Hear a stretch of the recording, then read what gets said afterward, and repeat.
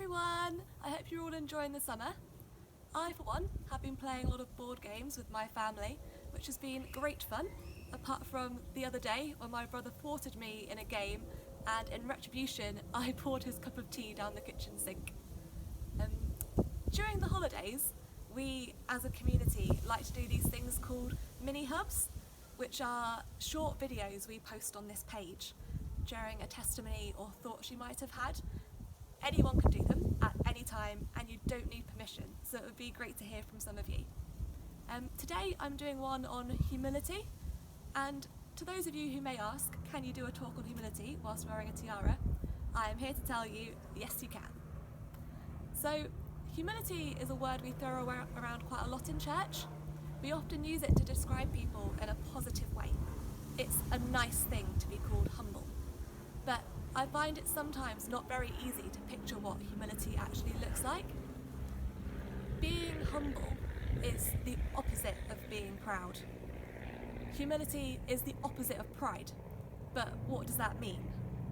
When we picture a proud man, we can think of someone a bit full of themselves, someone with their chest puffed up and their nose in the air, full of undeserved confidence in themselves. And then when we have that picture and we try and picture humility, it can be easy to think the opposite of this is someone a bit timid or a bit shy, or maybe someone that doesn't take credit for the work that they do. Oh, it wasn't me, it was God. Or someone who knows that they are a really terrible person compared to perfection. Maybe it's someone who looks at themselves and bears in mind all the ways that they fall short of the glory of God. I've heard it said before that our humility needs to be built on our confession. The idea that we can be humble because we know we've fallen short and have all received the same forgiveness. It's like saying we can be humble because we know we've messed up.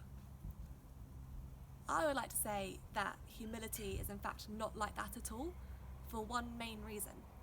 Our picture of humility cannot be the timid man with low self-worth. Our picture of humility has to be Jesus. And Jesus was perfect. He was God incarnate. He never messed up in any way, and he had nothing to confess. And yet he was humble. If God himself can be humble, then humility cannot stem from knowing our imperfections.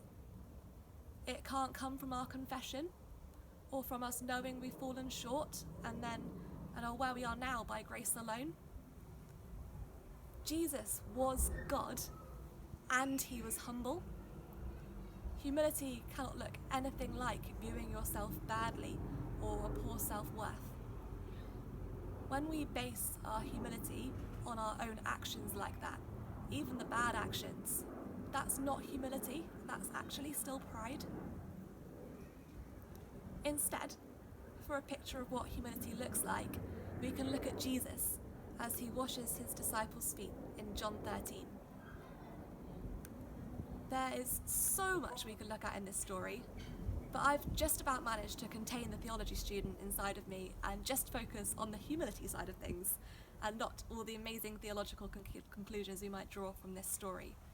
So, anyway, as I said, this happens in John 13, which hopefully you've had time to find now in all of my rambling, which is at the Last Supper, which being the Last Supper means it's right before he gets betrayed by one of the same disciples whose feet he has just washed. Now, feet are gross. That's just a fact, and any one of you that disagrees with me is a real weirdo. Now, imagine feet in a hot, dusty country where they've been wearing sandals all day. Now you get sweaty, dusty, even grosser feet. We're talking smelly, we're talking dirty, we're talking like when I wore high-heeled sandals to Chesterley Street and then got stuck and had to walk all the way back to Durham, which I did mostly in barefoot in the end because high heels hurt after 2.5 hours. These are the feet that Jesus, King of the universe, God incarnate, washed and then dried on a towel he wore round his waist. Whose job would you expect washing feet to be? Maybe a servant, or the person that those feet belong to? Certainly not a king, not someone you've given your life to serving. And yet Jesus, knowing he was the Son of God, chose to serve his disciples in this way. This is what humility looks like, when you lower yourself to serve another. It doesn't mean viewing yourself as low, but not being afraid to lower yourself for the sake of others. Jesus didn't become lowly when he did this, of course, and neither do we, but his actions were about his disciples and not his own exaltation.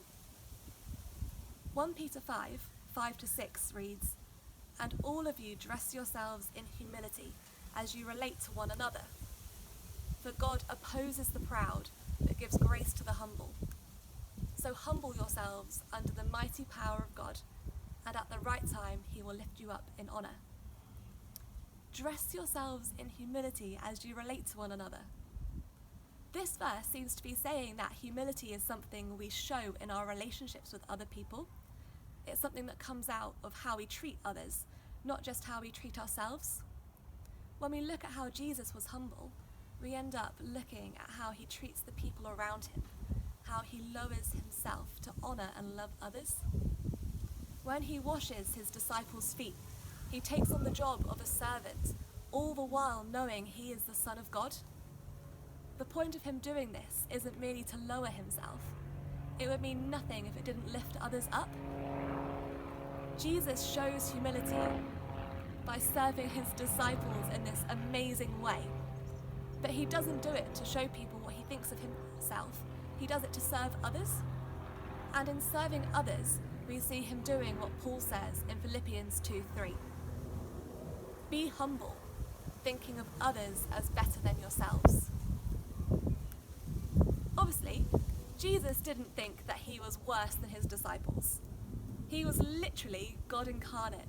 So when Paul says, "Be humble, thinking of others as better than yourselves," he can't be talking about comparing ourselves to others and finding that we fall short. Instead, he's talking about how we value other people. This is a controversial message in this day and age because we live in a world where self-love has become uber important. And that's a good thing to an extent. It's important to love yourself, but not above God and not above the people around you. Humility does not challenge self-love in any way, other than when you start to see yourself as more important than the people around you. The remedy to this is not to see yourself as any less important, but to see the people around you as more important, thinking of others as better than yourself. Please don't think this means denying your own needs or not looking after yourself, but instead hold that picture in your minds of Jesus, the Son of God, washing the dirty feet of his disciples. Preferring others in our actions can sound like a scary thing because it does mean you miss out sometimes. Jesus probably did not enjoy washing the dirty feet of his disciples. He didn't do it for fun. But when we lower ourselves to honour others, we are actually in such safe hands.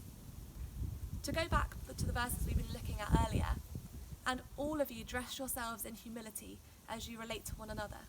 For God opposes the proud, but gives grace to the humble. So humble yourselves under the mighty power of God, and at the right time he will lift you up in honour."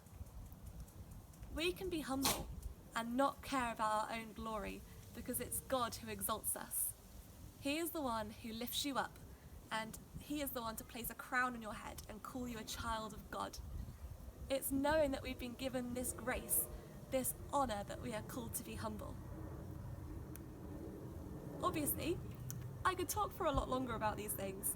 Those of you who know me know that I can talk a lot longer in general, even when I have nothing to say. But I'm going to leave what I've said there and just finish with a couple of things to think about. The first one is, what does it actually look like to think of others as better than yourself in a biblical sense? And secondly, how can we know that if our humility is real or if it's just another side of pride? Cool. Thanks for listening, everyone that has made it this far. If you have any questions or thoughts you want to share, I'd love to hear them, so please get in touch. And I hope the rest of your summer is enjoyable. Be blessed.